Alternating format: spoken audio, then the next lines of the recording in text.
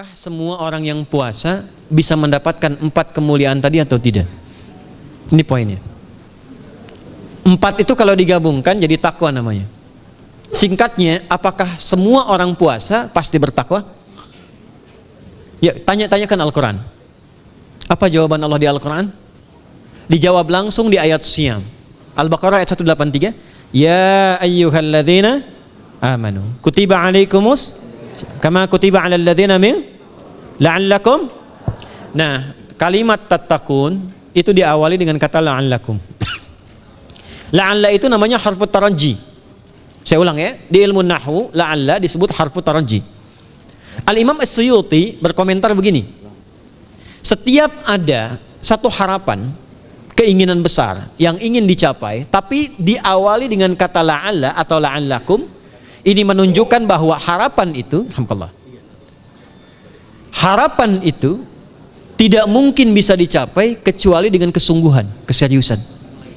Jadi ketika Allah menutup kalimat puasa, ayat puasa dengan kata la'allakum, seakan memberi kesan tidak semua orang puasa akan mendapatkan kenaikan takwa dan jaminan 4 kemuliaan tadi kecuali orang yang serius puasanya, orang yang sungguh-sungguh puasanya. Karena itulah, untuk menunjukkan kesungguhan itu, bagian terakhir kita, Nabi memberikan 3 amalan utama. Saya akan bacakan dengan cepat 3 amalan utama yang dikuatkan oleh beliau kepada para sahabat sebelum tiba Ramadan dan sampai sekarang menjadi kurikulum Ramadan Nabi. Jadi kalau ibu bapak ingin mengeluarkan kurikulum Ramadan Nabi, nanti bikin agenda saat Ramadan ya, supaya nggak pusing nanti kalau masuk hari pertama apa yang dikerjakan, hari kedua apa yang dikerjakan, subuh apa, siang apa, sore apa. Cuman nanti saya berikan 3 yang pokok ini. Ada 3. 1, meningkatkan sholat. Saya ulang ya, meningkatkan apa? Sholat. Kalau meningkat secara singkatnya berarti bertambah dari yang sekedar fardu, tambah dengan apa? Sunnah. Maka dari sekarang keluarkan semua jenis sholat-sholat sunnah. Keluarkan dari sekarang apa saja, siang dan malamnya. Yang rawatib, ada berapa rawatib? Rawatib 12. Ya, rawatib itu yang melekat dengan sholat fardu dan menentukan untuk memperbaiki sholat fardu, menambah. Jadi kalau kurang khusyuk ditambah dengan sunnahnya disebut rawatib. Bisa sebelum, bisa setelah sholat fardu. Ada 12 dari hadis Nabi sallallahu alaihi wasallam. Man shalla isnatai asyrata raka'atan, siapa yang sholat 12 rakaat fi yaumin wa lailatin, yang mengiringi sholat fardu siang dan malam, ya, bunyalahu bihinna baitun fil jannah, maka akan dibangunkan baginya satu rumah di surga kalau konsisten menunaikan 12 itu sampai meninggal dunia. Sahabat yang mendengar itu mengatakan kompak semuanya, sejak mendengar hadis itu kami usahakan istiqomah sampai meninggal tidak meninggalkannya. 12 itu 2 sebelum subuh, cepat. 4 sebelum zuhur, 2 setelah zuhur, 2 setelah maghrib, 2 setelah isya. 2 rakaat sebelum subuh, 4 rakaat sebelum zuhur. Kalau nggak bisa 4 rakaat karena terbatas waktunya, boleh 2 rakaat khusus untuk sebelum zuhur. Kalau nggak bisa 4, boleh berapa? 2. Dalilnya hadis Ibnu Umar radhiyallahu taala anhuma. Kata beliau, hafidtu asyra rakaatin, saya hafal 10 rakaat dari Nabi sallallahu alaihi wasallam salat sunnah. Maka menyebutkan sebelum zuhur 2 rakaat. Baik, jadi 12 ya. 2 sebelum subuh, 4 sebelum zuhur, 2 setelah zuhur, 2 setelah maghrib, 2 setelah isya. Ini yang disebut dengan rawatib. Jamak dari kata ratib. Di luar ini mutlak. Mutlak ini ada yang berdampingan dengan salat fardu, ada yang terpisah. Contoh yang berdampingan, 4 rakaat sebelum asar. 4 rakaat ini bukan disebut rawatib, tapi salat mutlak.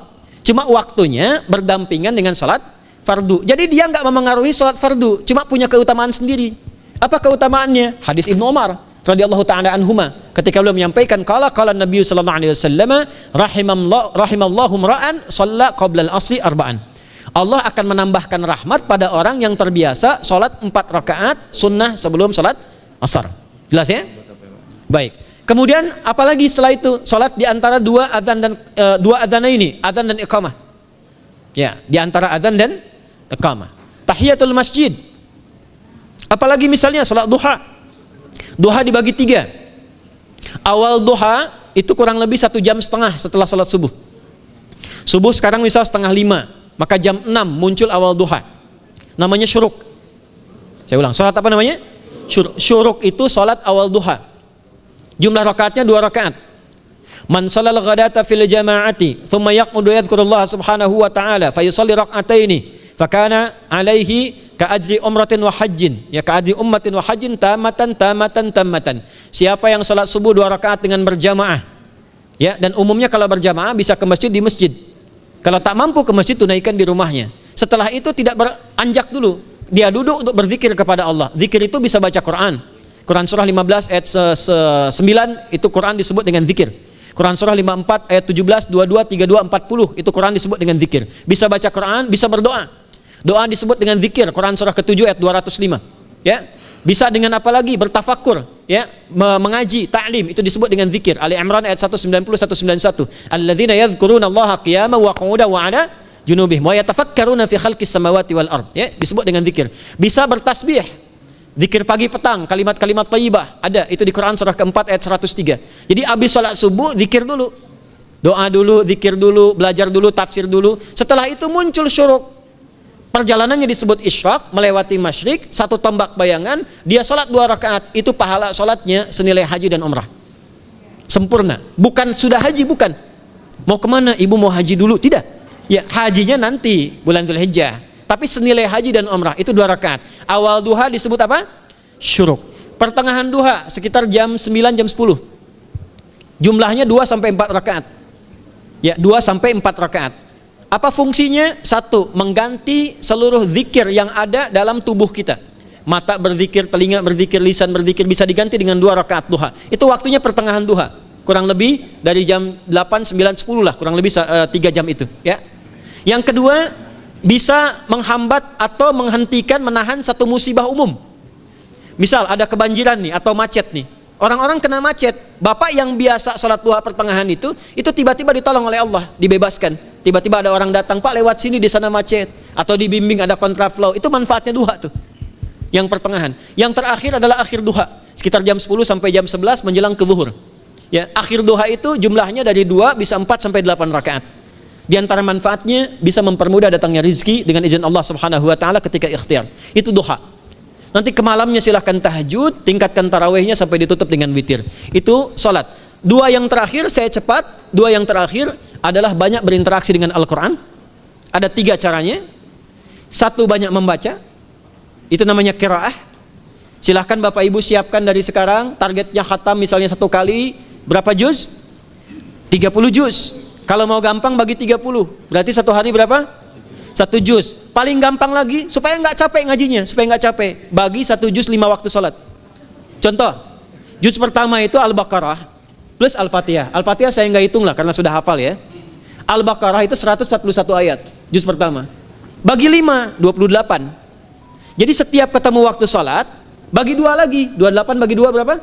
14. Sebelum sholat baca 14 ayat, setelah sholat baca 14 ayat. Itu 14 ayat tuh paling-paling nggak nyampe 5 menit Bu, Pak.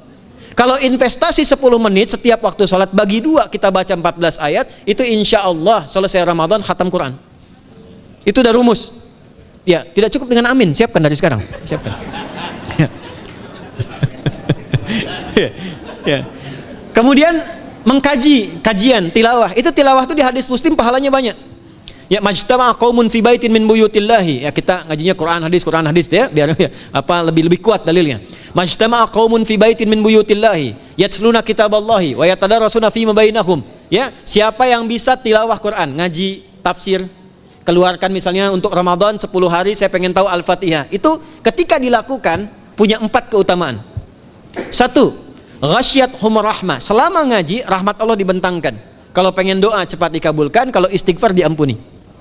Yang kedua, awas ini nazalat alaihimus sakinah, diberikan ketenangan dalam jiwa. Bapak Ibu pengen di rumah tangga nyari sakinah, isi dengan Quran di rumah. Amalan terakhir infak. Ya, hadisnya dari Ibnu Abbas, Ibnu Abbas radhiyallahu taala anhuma, qala, ya, beliau mengatakan kana Nabi sallallahu alaihi wasallam ajwadan nas wa ajwadu ma yakunu fi Ramadan. Adalah Nabi sallallahu alaihi wasallam itu orang yang sangat luar biasa dermawan dan lembut. Dan bertambah dermawan lagi ketika tiba Ramadan. Apa yang dilakukan Nabi? Mensupport sahabat, siapapun yang punya anggaran untuk infak, disiapkan sebelum Ramadan. Jangan berpikir banyak Bu. Yang penting ada anggaran, 30.000 nggak ada masalah. Setiap hari 1.000, tidak harus uang, makanan. Pernah dengar hadis ini nggak? Siapa yang memfasilitasi bukaan orang puasa walaupun dengan sebiji kurma dan sehirup air, maka dia mendapatkan pahala seperti orang puasa itu tanpa dikurangi sedikit pun. Ada? Hadisnya sahih di At-Tirmidzi. Tapi bukan berarti nyari kurma ke Tanah Abang setiap hari satu. Terus minumnya satu sedotan aja ganti-ganti. Ya, maksudnya apa? Yang paling minimal kita bisa keluarkan. Itu pahalanya 700 kali lipat dikali 10. Paling standar. 700 kali itu standar biasa di hari ini. Dalilnya Al-Baqarah ayat 261 yang dibacakan Adinda tadi kita itu. Ramadan kali 10 lagi. Maka dari itu disiapkan dari sekarang untuk infak. Kalau kami di desa itu, ibu saya selalu kalau Ramadan itu RT-nya setiap rumah. Ini untuk bukaan hari ini rumah A, rumah B, rumah C. Bukaan besok rumah A, rumah B, rumah C. Boleh tuh di PWM Pak dipraktikkan. Ya, misalnya anggota perserikatan siapa dikasih kesempatan. Mungkin nanti yang lain kurmanya, yang ini misalnya jeruknya, yang ini ininya. Setiap ada bukaan ya kirim ke yatimnya, ya kemudian ke pondok-pondok asuhan Muhammadiyah yang tadi disebutkan sekian ribu itu, cari pahala.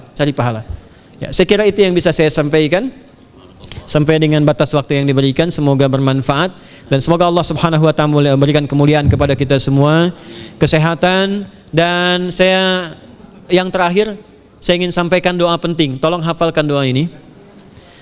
Dan ini doa yang diajarkan Nabi menjelang Ramadan supaya mendapatkan kesehatan, kekuatan, keselamatan untuk beribadah saat Ramadan. Hadisnya di At-Tirmidzi nomor hadis 3254. Qala, langsung saja qala Nabi sallallahu alaihi wasallam. Allahumma ahillahu alaina bil yumni wal iman wassalamati wal islam rabbi wa rabbukallah. Nah, itu tolong nanti dihafalkan, tadi sudah direkam, dibimbing. Nanti ketika ditetapkan masuk awal Ramadan, bacakan itu. Ya Allah, anugerahkan awal Ramadan kepada kami dengan ketenangan, kedamaian, kekuatan iman, keselamatan, sehat, nggak sakit sampai selesai puasanya, diberikan kekuatan untuk ibadah dalam keislaman dan diikhlaskan hanya karena Allah Subhanahu wa taala. Subhanakallahumma wa bihamdika nasyhadu an la ilaha illa anta nastaghfiruka wa natubu ilaik wa akhiru da'wana anil hamdulillahi rabbil alamin wal 'afu minkum fastabiqul khairat. Assalamualaikum warahmatullahi wabarakatuh.